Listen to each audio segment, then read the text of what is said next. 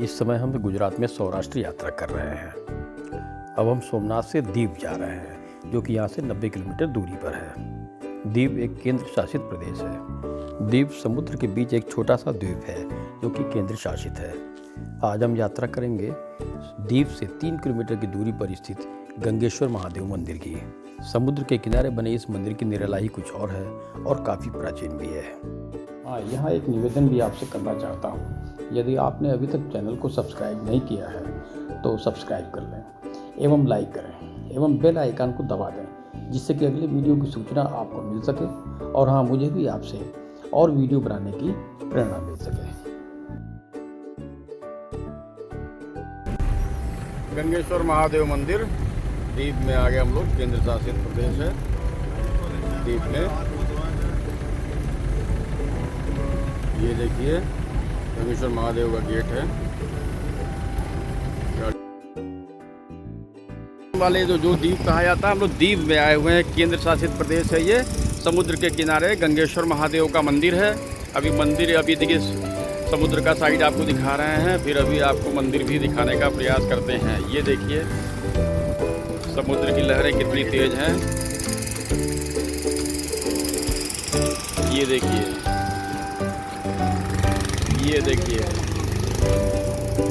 यहीं पे गंगेश्वर महादेव का मंदिर है। नीचे गुफा में भी हम लोग जाएंगे।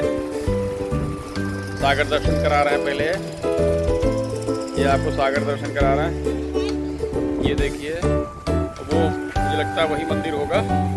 अभी चलते हैं, देखते हैं। वही मंदिर है गंगेश्वर महादेव का मंदिर। अब चलते हैं वहाँ। शेष आपको आगे दिखाते हैं। काजू, बादाम, अखरोट, मेवा ये दीव में मिल रहा है। ये देखिए अलग अलग रेट में अलग अलग सारे मेवा मिल रहे हैं। देखिए गंगेश्वर महादेव मंदिर की यात्रा हम लोग कर रहे हैं। देखिए इतनी धूप में भी इतने ज़्यादा लोग हैं। देखिए सागर दर्शन। ये मंदिर में हम लोग प्रवेश कर रहे हैं। हो जाएगा, यहीं से उतर के जाना है। गंगेश्वर महादेव का मंदिर है ये। देखिए इसी के नीचे उतर के जाना है, नीचे ही दर्शन होगा।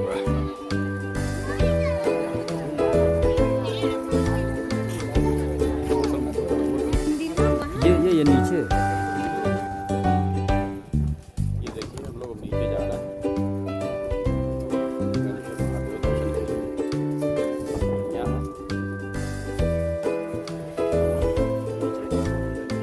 क्या मान्यता है, पांडवों ने माँ शिवलिंग की स्थापना की थी और पूजा पाठ की थी। यहाँ सागर जो है खुद भगवान का अभिषेक करता है।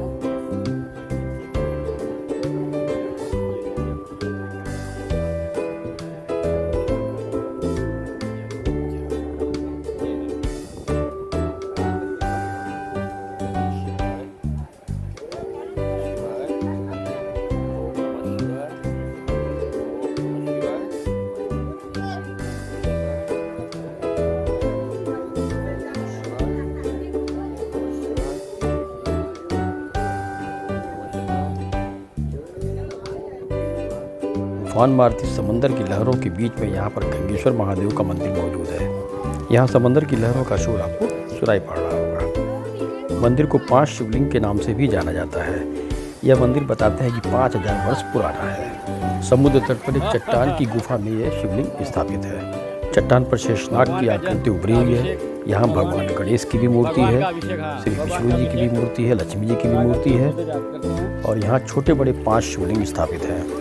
कहते हैं कि शिवलिंग 5000 वर्ष पुराने हैं और पांडवों ने इनकी स्थापना की थी और पूजा करी थी।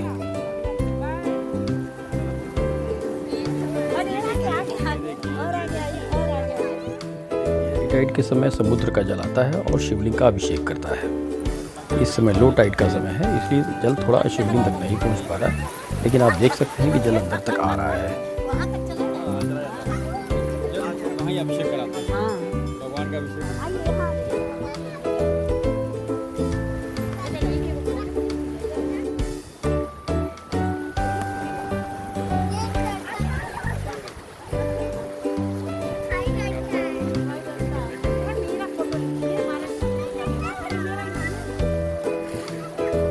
वीडियो को अंत तक अवश्य देखिएगा, क्योंकि आगे हम मंदिर के संपूर्ण दर्शन कराएंगे एवं 5 शिवलिंग के दर्शन अच्छे से कराएंगे और फिर अरब सागर के दुर्लभ नज़ारे दिखाने का प्रयास करेंगे।